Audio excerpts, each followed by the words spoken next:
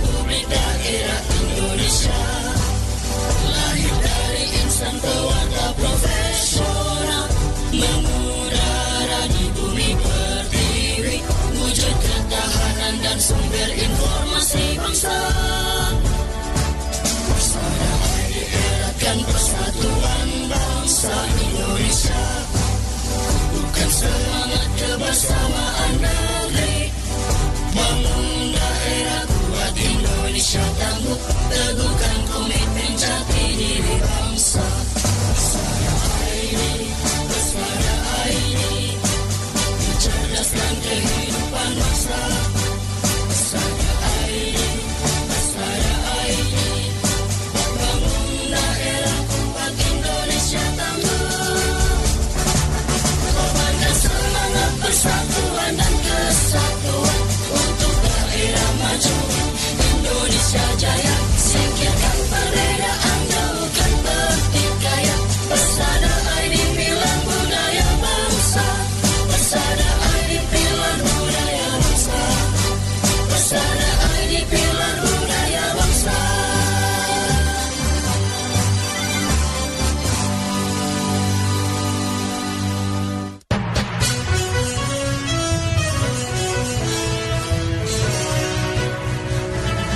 Disiarkan serentak oleh jejaring radio publik daerah seluruh Indonesia, Lembaga Penyiaran Publik Lokal LPPL Indonesia, anggota Indonesia Persada ID. Berita Indonesia Live merangkum berita-berita teraktual dari berbagai daerah di tanah air, ekonomi, politik, pemerintahan, sosial, pariwisata, dan budaya. Bisa Anda simak setiap Senin hingga Jumat jam 9 pagi dan jam 2 sore waktu Indonesia Barat, jam 10 pagi dan jam 5 sore waktu Indonesia Tengah, jam 11 siang dan jam 6 sore waktu Indonesia Timur. Persembahan Persatuan Radio TV Publik Daerah seluruh Indonesia, Indonesia Persada ID, untuk menyiarkan baik.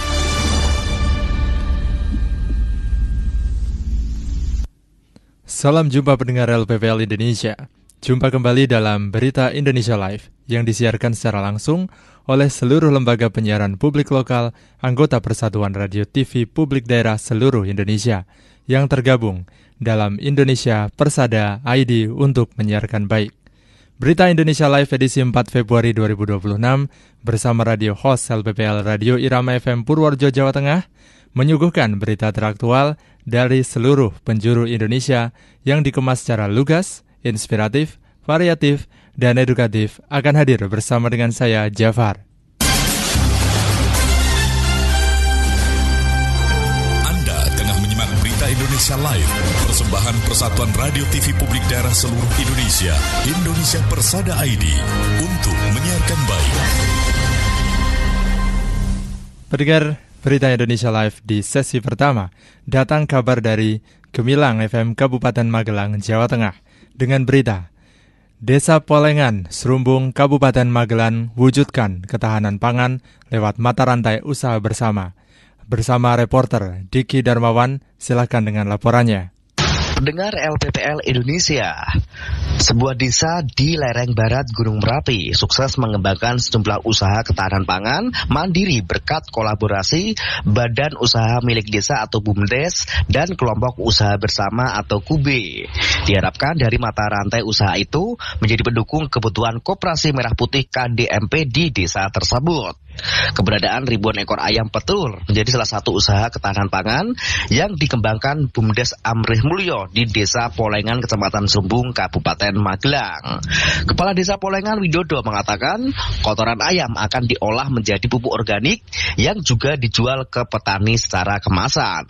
Pupuk organik yang dibuat KUB Merti Rezeki ini juga menopang pertanian jagung yang pada akhirnya juga menjadi sumber pakan ternak ayam petelur.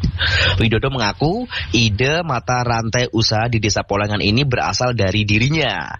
Bagi gayung bersambut, BUMDes dan KUB di Desa Polengan bersemangat menjalankannya. Menurut Widodo, usaha ayam petelur dan lainnya dipilih karena semua warga bisa melakukannya, tidak membutuhkan teknologi tinggi, perawatan mudah dan terkontrol. Demikian saya Diki LPPL Gemilang Kabupaten Magelang, Jawa Tengah untuk Berita Indonesia Live. Terima kasih dengan reporter Diki Darmawan atas laporannya. Berita selanjutnya berasal dari Suara Mataram FM Kota Mataram, Nusa Tenggara Barat, dengan berita percepat hapus kemiskinan ekstrim. Mataram menjadi kota plot project digitalisasi bantuan sosial. Bersama reporter Sulhan, silahkan dengan laporannya.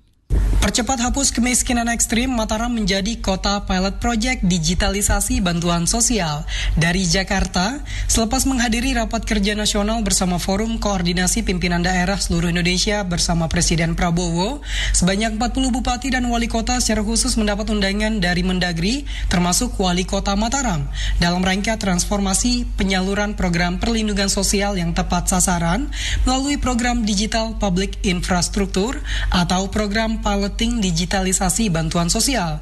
Acara yang dilakukan kemarin Selasa 3 Februari di Gedung Sasana Bakti Praja, Gedung B Kemendagri, yang dipimpin langsung oleh Bapak Menteri Dalam Negeri Tito Karnavian, yang diikuti 40 kabupaten atau kota terpilih yang terdiri dari 22 kabupaten dan 18 kota. Wali Kota Mataram Haji Moharul Iskana dalam kesempatan tersebut sangat antusias menghadiri acara dan menyatakan kesiapan pemerintah Kota Mataram untuk mendukung penuh kebijakan digitalisasi bantuan sosial yang dilaksanakan, apalagi Kota Mataram terpilih menjadi pilot project. Reporter LPPL Radio Suara Kota Mataram, Sulhan melaporkan untuk Berita Indonesia Live. Terima kasih reporter Sulhan atas laporannya. Dan berikutnya ada berita dari Gema Sudirman FM Purbalingga, Jawa Tengah. Dengan berita, berkat kepedulian terhadap lingkungan, Bupati Purbalingga, Fahmi Muhammad Hanif terima anugerah Indo Posko. Bersama reporter Zaki Maulana, silakan dengan laporannya. Ya, baik pendengar LPPL Indonesia, cara Bupati Purbalingga Fahmi Muhammad Hanif memaknai ucapan selamat Hari Jadi Purbalingga akhir tahun lalu sukses mencuri perhatian nasional. Ia menolak tradisi karangan bunga yang cepat layu dan juga berakhir sebagai sampah, lalu menggantinya sebagai tanaman hidup yang bisa ditanam kembali dan memberikan manfaat jangka panjang bagi lingkungan. Gagasan sederhana namun berdampak tersebut yang mengantarkan Fahmi meraih anugerah Indo Posko, penghargaan bergengsi yang diserahkan bertepatan dengan Hari Jadi kelima Indo Posko di Aston Kartika, Jakarta Barat Selasa kemarin. Fahmi menjelaskan inisiatif tersebut pertama kali diterapkan PMK Purbalingga pada momentum Hari Jadi Purbalingga pada tanggal 18 Desember 2025 lalu. Saat itu, ratusan hingga ribuan karangan bunga ucapan diganti dengan tanaman hidup yang kemudian tanaman tersebut disiapkan untuk ditanam kembali, terutama di wilayah rawan ekologis seperti lereng Gunung Slamet. Ia menegaskan kebijakan tersebut lahir dari kepedulian nyata terhadap kelestarian lingkungan. Menurutnya, tanaman memiliki nilai jauh lebih bermakna dibandingkan dengan karangan bunga yang cepat layu. Melalui pendekatan tersebut, momen seremonial justru diubah jadi gerakan ekologis dengan dampak nyata bagi masa depan lingkungan. Sementara itu, Komisaris Utama Indo Posko Syarif Hidayatullah menyampaikan bahwa anugerah Indo Posko diberikan kepada figur dan juga institusi yang konsisten menghadirkan dampak positif bagi masyarakat. Demikian Zaki Maulana, LPPL Gema Sudirman Purbalingga, Jawa Tengah, melaporkan untuk Berita Indonesia Live. Terima kasih reporter Zaki Maulana atas laporannya. Berita selanjutnya datang dari Langkisau FM Kabupaten Pesisir Selatan, Sumatera Barat. Dengan berita, Rakornas Pusat Daerah di Sentul dihadiri Bupati dan Wakil Bupati Pesisir Selatan. Dengan berita, reporter dari Adel Febri, silakan dengan laporannya. Baik pendengar radio seluruh Indonesia yang tergabung dalam Bersada ID, Bupati Pesisir Selatan Hendra Jodi bersama Wakil Bupati Resnoldi Ibrahim mengikuti rapat koordinasi nasional atau Rakornas pemerintah pusat dan pemerintah daerah yang digelar di Sentul International Convention Center Kabupaten Bogor, Jawa Barat pada Senin 2 Februari. Rakornas ini menjadi forum strategis untuk memperkuat sinergi kebijakan antara pusat dan juga daerah, di mana Rakornas ini dihadiri langsung oleh Presiden RI Prabowo Subianto dan Wakil Presiden Gibran Rakabuming Raka. Turut hadir Menteri Dalam Negeri Tito Karnavian, Kapolri, Panglima TNI, serta para Menteri Kabinet Merah Putih. Peserta Rakornas berasal dari seluruh Indonesia, terdiri atas Gubernur dan Wakil Bupati dan Wakil Bupati, Wali Kota dan Wakil Wali Kota, serta unsur Forum Koordinasi Pimpinan Daerah, Provinsi, dan Kabupaten atau Kota. Total peserta yang hadir mencapai 4.487 orang. Bupati Pesisir Selatan Hendra Jodi menyatakan bahwa Rakornas ini menjadi momentum penting untuk memastikan sinergi pusat dan juga daerah dapat berjalan optimal. Baik pendengar, itulah informasi yang dapat saya sampaikan. Saya Del Febri dari LPPL Kisau FM Pesisir Selatan Sumatera Barat melaporkan untuk. Oke, terima kasih reporter Adel Febri atas laporannya. Dan juga pendengar LPPL Indonesia, informasi dari Langkisa FM Kabupaten Pesisir Selatan Sumatera Barat di sesi pertama kita di Berita Indonesia Live. Dan juga untuk selanjutnya masih ada banyak berita dari seluruh penjuru Indonesia di sesi kedua di Berita Indonesia Live bersama dengan saya, Jafar.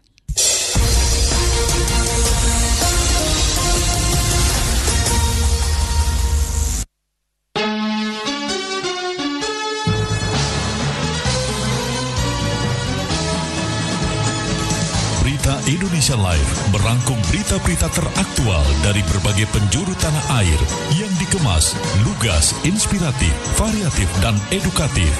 Redaktur Pelaksana Berita Indonesia Live, Gagak Krimang Kabupaten Blora Jawa Tengah, Sasarena Kepulauan Mentawai Sumatera Barat, Suara Ngawi Jawa Timur, Gemabungo Kabupaten Bungo Jambi, Tuba Bakyu Streaming Radio Kabupaten Tulang Bawang Barat Lampung.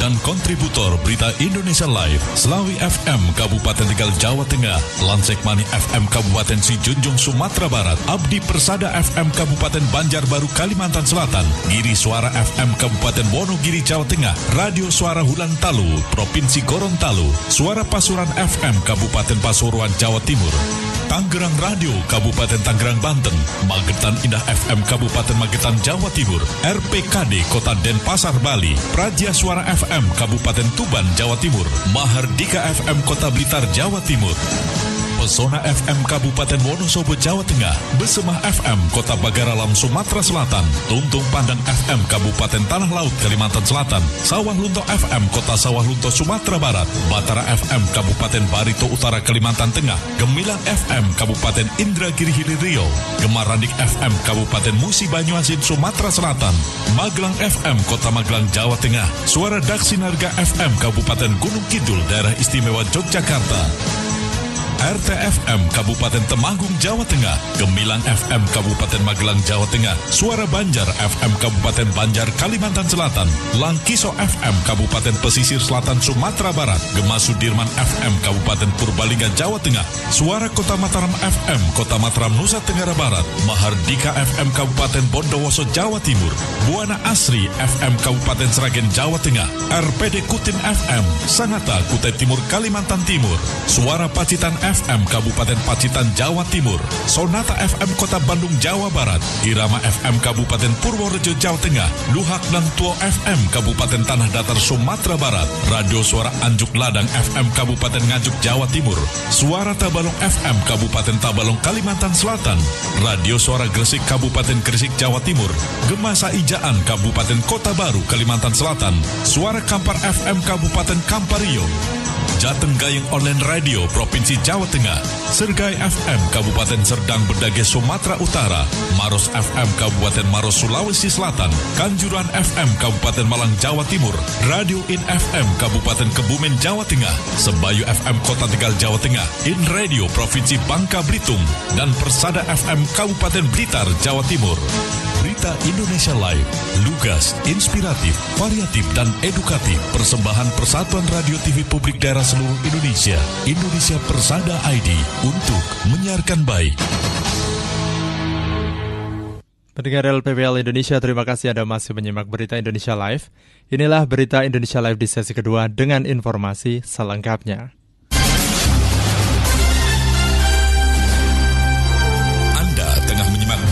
Indonesia Live, persembahan Persatuan Radio TV Publik Daerah seluruh Indonesia, Indonesia Persada ID, untuk menyiarkan baik.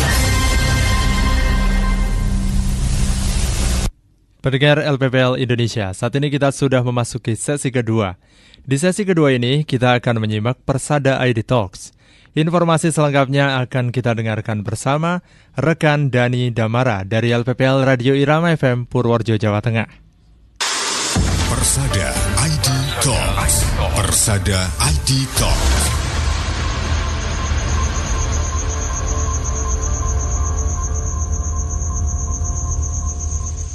Baik pendengar LPPL di seluruh Indonesia, jumpa kembali bersama saya Dani Damara, tentunya dalam program Persada ID Talks ya. Dan untuk kesempatan di hari ini, kita sudah bersama narasumber kita yakni Bapak Pram Prasetya Ahmad dari BIM atau Bersama Inner Motivation Purworejo. Dengan mengangkat tema kita, belajar motivasi dari para pahlawan kita. Baik Pak Pram, mungkin bisa dijelaskan apa sih manfaat belajar motivasi dari pahlawan itu sendiri? Baik, ada beberapa hal yang ini sangat penting ya. Jadi kalau kita udah tahu manfaatnya kan tentu saja menjadi hal yang yang bisa kita upayakan, kita edukasikan. Jadi yang pertama begini, belajar dari para pahlawan itu melatih diri kita untuk tentu saja yang pertama adalah memiliki rasa cinta tanah air gitu kan. Nah, memang cinta tanah air ini seolah-olah sesuatu yang mudah disebutkan gitu ya. Tapi begitu kita belajar sejarah, maka penanaman rasa cinta tanah air itu kan jadi sesuatu yang konkret banget gitu kan. Artinya kita ngerti, oh beliau begitu ya, pengorbanan begitu untuk bangsa dan negara. Nah, rasa cinta tanah air ini sesungguhnya adalah sumber motivasi juga. Karena apa? Kita jadi paham bahwa ketika orang ingin mencapai sesuatu, lalu kemudian dia harus berjuang, maka dia sadar bahwa yang dia perjuangkan pasti ada sesuatu yang bisa bermanfaatnya, berguna untuk yang lainnya. Nah, kalau kemudian ikatan cinta tanah air ini kuat, maka keinginan untuk mencapai itu menjadi lebih sungguh-sungguh gitu ya, lebih sungguh-sungguh. Karena dengan kita sadar bahwa kita memiliki rasa patriotisme ya, cinta patriotisme yang kuat, maka keinginan untuk mencapai itu menjadi sesuatu yang lebih serius. Kalau lebih serius, maka kemampuan untuk konsentrasi, fokus itu kan jadi lebih bagus ya. Itu oleh karenanya ketika seseorang sudah memiliki ikatan yang kuat terhadap rasa cinta tanah air, patriotisme, maka daya juangnya pasti akan berbeda. Berbeda kalau kemudian daya juangnya itu hanya semata-mata terkait dengan nilai-nilai individualistik atau egoisme. Tapi kalau kemudian dikaitkan dengan kebangsaan, nilai-nilai yang terkait dengan negara, maka pasti jauh lebih kuat. Itu yang pertama. Kemudian yang kedua adalah bahwa setiap kita belajar tentang tokoh atau pahlawan, pasti kita belajar tentang yang namanya tanggung jawab. Ini menjadi sesuatu yang tidak mudah diedukasi ya. Melatih orang bertanggung jawab itu menjadi tidak sederhana. Namun kalau kita kemudian belajar dari para pahlawan, maka kita sudah ditunjukkan ini yang namanya peran, dan kemudian peran itulah yang menjadikan para pahlawan ini punya tanggung jawab yang besar di dalam mengantarkan bangsa dan negara ini. Dengan demikian kalau kita belajar tentang sejarah para tokoh pahlawan ini, maka itu menjadikan kita paham tanggung jawab itu ya ada yang kecil, ada yang besar. Tapi kalau kita ingin sukses besar, pasti kita akan berlatih tanggung jawab yang besar ya. Oleh karenanya kalau orang sudah paham, oh ya, kalau kita ingin masa depan yang akan datang, utamanya mereka yang sedang belajar, mendidik karir, kalau kita ingin sukses besar, pasti kita harus berlatih tanggung jawab yang besar. Nah, itu yang sudah dilakukan dari para pahlawan. Karena apa yang mereka lakukan, apa yang beliau tunjukkan, beliau sudah menunjukkan bagaimana tanggung jawab yang besar itu sudah ada pada pundak mereka, dan mereka telah tunaikan dengan sebaik-baiknya. Nah, kemudian yang ketiga adalah ketika kita belajar dari para tokoh, maka kita pun akan ditunjukkan ada sekian macam gagasan, sekian inspirasi dari sekian permasalahan, sekian tantangan. Oh, ini solusi. Artinya ada sesuatu yang kemudian jadi dalam langkah yang sifatnya solutif gitu ya, solusi. Nah, inspirasi ini tentunya sangat banyak ya.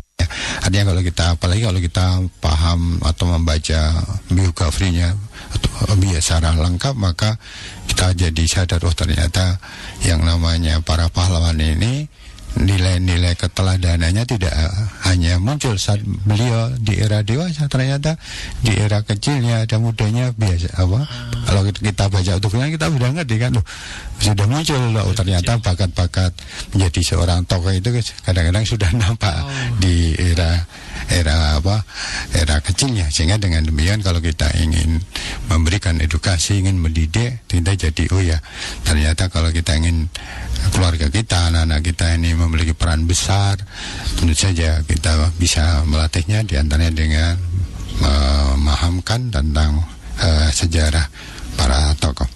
Nah, kemudian yang keempat manfaat kita belajar dari para pahlawan adalah bahwa mereka adalah sudah menunjukkan bukti, menunjukkan bukti.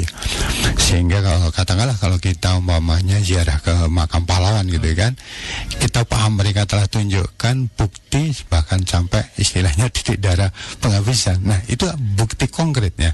Artinya di sekitar kita ada banyak para pahlawan dengan yang sudah dimakamkan.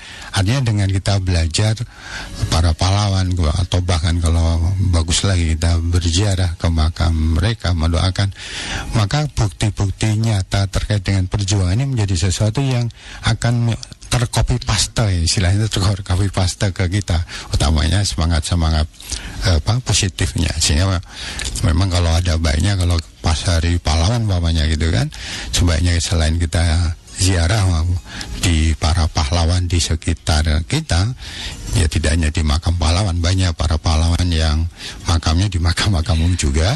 Namun kalau kemudian juga kita dikisahkan gitu ya tentang ketokohan mereka gitu ya. Di Projo ini kan selain para pahlawan itu dimakamkan di makam pahlawan, ada juga yang makam pahlawan yang di Wareng itu di Butuh, namun juga ada beberapa pahlawan yang makamnya di makam umum, di pemakam umum. Hanya kemudian para veteran istilahnya DHC 45 umpamanya, Dewan Harian Cabang 45 menandai makam-makam pahlawan mereka yang gugur dalam perjuangan itu yang dimantap dengan bambu runcing. Jadi bambu runcing, kemudian ada bendera merah putih, itu saja bukan dari kain, dari yang tahan lama gitu. Nah, mereka tentu saja menjadi para pahlawan yang makamnya tersebar.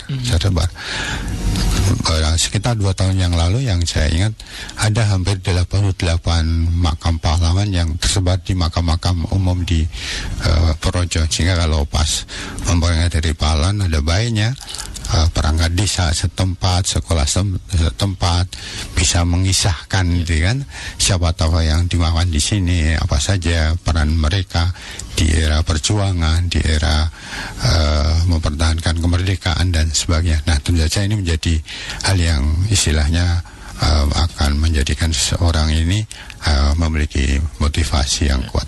Demikian Mas Dani.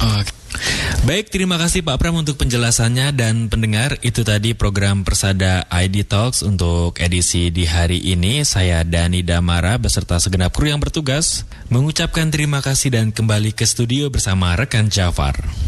Terima kasih rekan Dani atas laporannya ya.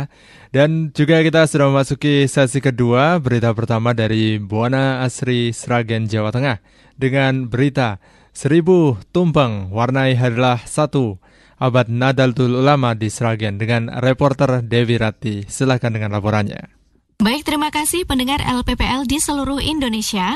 Peringatan Hari Lahir atau Harlah ke-100 tahun Nahdlatul Ulama atau NU di Kabupaten Sragen berlangsung khidmat dan meriah. Kegiatan tersebut diikuti ribuan warga Nahdliyin dari berbagai kecamatan yang memadati Gor Diponegoro Sragen, Sabtu 31 Januari 2026. Peringatan 1 abad NU tersebut diisi dengan berbagai rangkaian kegiatan, mulai dari istighosah hingga seni atraksi pagar nusa dan banser. Dengan mengangkat tema, Mengawal Indonesia Merdeka, Menuju Peradaban Mulia. Acara tersebut menjadi momentum penting untuk meneguhkan peran NU dalam menjaga nilai-nilai keislaman, kebangsaan, dan persatuan. Sejumlah tokoh daerah dan ulama turut hadir, di antaranya Bupati Sragen Sigit Pamungkas SIPMA, Wakil Bupati Sragen Haji Suroto, Ketua DPRD Sragen Suparno SH, Ketua Pimpinan Daerah Muhammadiyah Sragen, Kiai Haji Ali Rosyidi, Ketua MUI Sragen, Kiai Haji Minanul Aziz, serta para tokoh masyarakat lainnya. Ketua Tanfiziah PCNU Kabupaten Sragen, Dr. Kiai Haji Srianto SPDI MPDI, dalam sambutannya menyampaikan bahwa Harlah NU bukan sekedar seremoni, tetapi menjadi ruang konsolidasi seluruh elemen organisasi dari tingkat paling bawah hingga pusat. Lebih lanjut diungkapkan, panitia menyiapkan 1.000 tumpeng, namun jumlah real yang terkumpul mencapai 1.134 tumpeng. Menurutnya, tumpeng bukan sekedar hidangan, melainkan simbol nilai kebersamaan dan gotong royong yang menjadi kekuatan utama NU. Sementara itu, Bupati Sragen Sigit Pamungkas SIPMA menegaskan peran strategis kader NU sebagai garda terdepan dalam menjaga persatuan, merawat toleransi, serta menolak radikalisme, ekstremisme, dan ujaran kebencian yang dapat mengancam keutuhan bangsa. Atas nama pemerintah Kabupaten Sragen, Bupati menyampaikan apresiasi tinggi atas kontribusi NU dalam menciptakan suasana daerah yang kondusif, membina umat, serta menjadi mitra pemerintah dalam pembangunan. Peringatan Harlah ke-100 NU di Sragen ditutup dengan doa bersama untuk keselamatan bangsa dan kesejahteraan masyarakat, sekaligus harapan agar NU terus eksis dan memberikan manfaat bagi umat di masa mendatang. Peringatan seabad Nahdlatul Ulama, tumpengan akbar dalam rangka Hari Jadi Nahdlatul Ulama. Atas nama pribadi dan pemerintah Kabupaten Sragen, saya menyampaikan ucapan selamat dan apresiasi yang setinggi-tingginya kepada seluruh keluarga besar Nahdlatul Ulama atas peringatan seabad Nahdlatul Ulama. Nahdlatul Ulama selalu hadir, berdiri di garda terdepan bersama dengan elemen bangsa lainnya dalam menjaga moral bangsa, menanamkan nilai keislaman yang moderat, wasatiyah, toleran, dan berakar kuat pada budaya bangsa. Demikian saya Dewi Ratih, reporter LPPL Radio Buana Asri Sragen, Jawa Tengah, melaporkan untuk Berita Indonesia Live. Terima kasih reporter Dewi Ratih atas laporannya. Dan kita selanjutnya ada berita dari Gema Bungo FM Jambi. Dengan berita yaitu Bupati Bungo hadiri pengurus KONI Kabupaten Bungo periode 2025-2029. Dengan reporter Nindi, silakan dengan laporannya. Baik, terima kasih saudara pendengar LPPL se-Indonesia. Bupati Bungo Haji Didi Putra didampingi Wakil Bupati dan Sekretaris Daerah Kabupaten Bungo menghadiri pelantikan pengurus Komite Olahraga Nasional Indonesia Kabupaten Bungo periode tahun 2025 sampai dengan 2029 yang digelar di Gor Serunai Baru. Pelantikan tersebut dilakukan langsung oleh Ketua KONI Provinsi Jambi, AKBP Mat Sanusi, yang secara resmi melantik Ketua KONI Kabupaten Bungo beserta jajaran pengurus periode tahun 2025 sampai dengan 2029. Prosesi pelantikan berlangsung dengan hikmat dan disaksikan oleh unsur Forkopimda, para kepala OPD, pengurus cabang olahraga, insan olahraga, serta tamu undangan lainnya. Dalam sambutannya, Bupati Bungo menyampaikan ucapan selamat kepada Ketua KONI Kabupaten Bungo, Emma Hili, beserta seluruh jajaran pengurus yang baru dilantik. Beliau berharap kepengurusan yang baru dapat menghadirkan semangat baru dan terobosan dalam memajukan dunia olahraga yang ada di Kabupaten Bungo. Bupati Bungo juga menegaskan komitmen pemerintah Kabupaten Bungo untuk terus bersinergi dan mendukung program kerja KONI, terutama dalam upaya peningkatan kualitas pembinaan atlet dan penguatan organisasi cabang olahraga. Sementara Ketua KONI Kabupaten Bungo, Emma Hili, dalam sambutannya menyampaikan terima kasih atas kepercayaan yang diberikan kepadanya untuk memimpin KONI Kabupaten Bungo periode tahun 2025 sampai dengan 2029. Beliau menegaskan komitmennya untuk membangun organisasi yang solid, transparan, dan berorientasi pada prestasi. Dengan dilantiknya kepengurusan KONI Kabupaten Bungo periode tahun 2025 sampai dengan 2029, maka diharapkan pelatihan dan pengembangan olahraga di Kabupaten Bungo semakin optimal dan mampu mengharumkan nama daerah di berbagai ajang kompetisi. Saya Nindi dari LPPL Radio Gema Bungo FM Jambi melaporkan untuk Berita Indonesia Live. Terima kasih reporter Nindi atas laporannya. Dan berita dari Radio Gema Bungo FM Jambi menutup sesi kedua Berita Indonesia Live. Selanjutnya masih bersama dengan radio host LPPL Radio Irama FM Purworejo di sesi ketiga.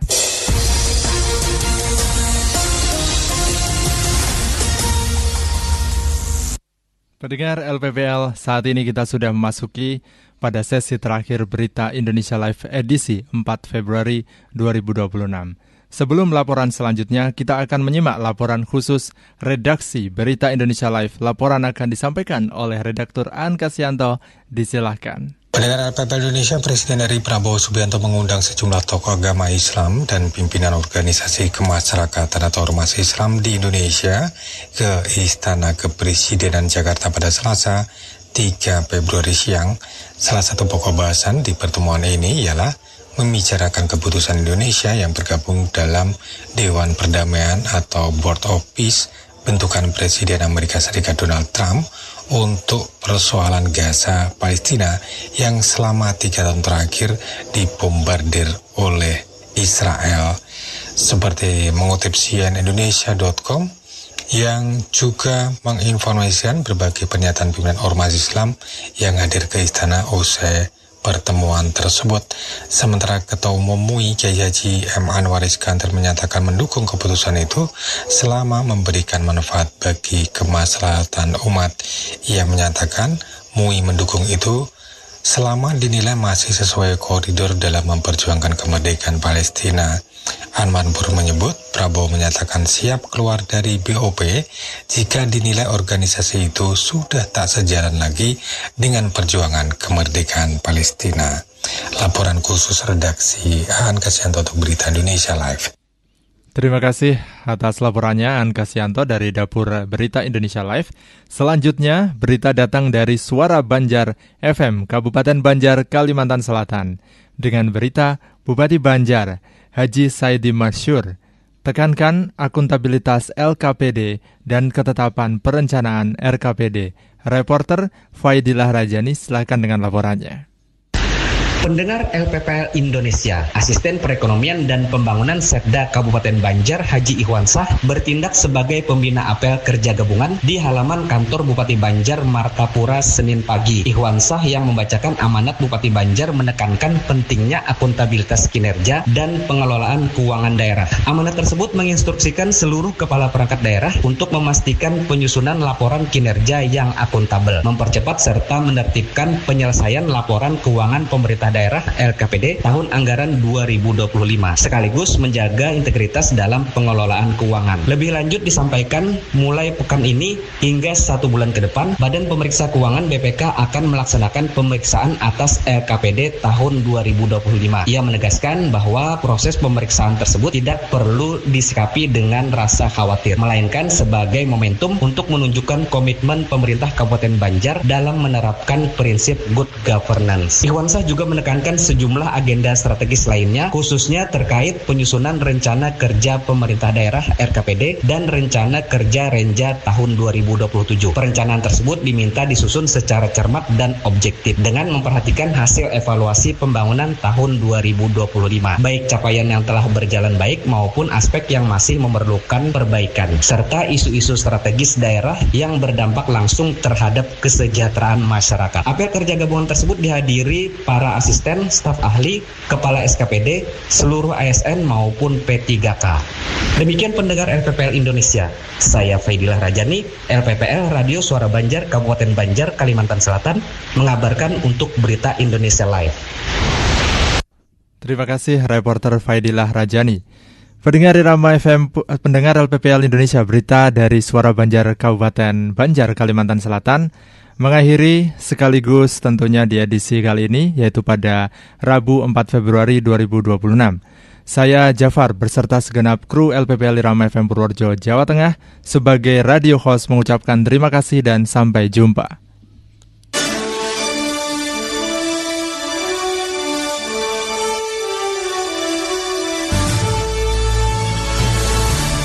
Baru saja Anda ikuti Berita Indonesia Live, disiarkan serentak oleh jejaring radio publik daerah seluruh Indonesia, Lembaga Penyiaran Publik Lokal, LPPL Indonesia, anggota Indonesia Persada ID. Berita Berita Indonesia Live, lugas, inspiratif, variatif, edukatif. Persembahan Persatuan Radio TV Publik Daerah seluruh Indonesia, Indonesia Persada ID, untuk menyiarkan baik.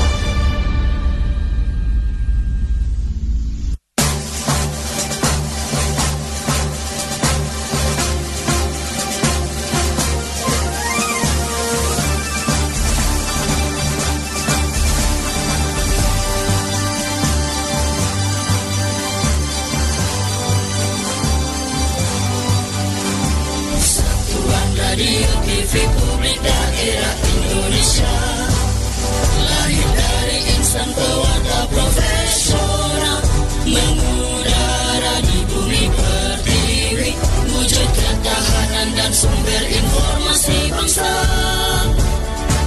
Persada ID eratkan persatuan bangsa Indonesia, bukan semangat kebersamaan.